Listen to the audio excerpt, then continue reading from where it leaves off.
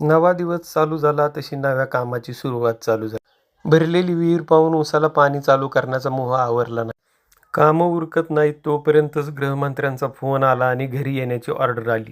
सगळी कामं सोडून घरी पोचल्यावर कळालं की आज मुलांच्या शाळेत जायचं होतं. शाळेत काय विशेष तर दिवाळीपूर्वी लावलेले फटाके आज फुटणार होते हे समजले. फटाक्यांची भीती वाटत होती म्हणून ज्यांनी फटाके लावले त्यांनाही सोबत घेतलं आणि बायकोलाही सोबत घेतलं आणि निघालो शाळेकडे. शाळेत गेल्यावर गर्दी बघून एक लक्षात आलं की माझ्यासारखे फटाक्याचे आवाज ऐकायला बरेच जण उत्सुक होते. मनाशी घट्ट निर्धार करून मग गेलो बाबा शाळेमध्ये. मुलांचं भविष्य आणि माझंही भविष्य सरांकडून मागून घेतलं. भविष्याचा कागद हाती पडल्यावरती आनंद काही गगनात मावेना. ज्या फटाक्यांची भीती वाटत होती ते फटाके एकदम सुरात वाजले होते. मार्क काहीतरी पैकीच्या पैकीच पडले होते. आनंदाच्या भरात मुलीला म्हटलं, "एक नंबर शाळेत आलाय तुझा नंबर, तुला पाहिजे ते घे की घे की."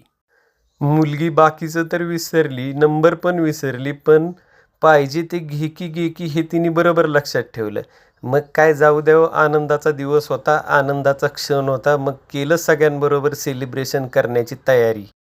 सगळ्यांचं तोंड गोड करून मनापासून आशीर्वाद देऊन पुढच्या वाटचालीसाठी शुभेच्छा देऊन केला बघा दिवसाचा शेवट.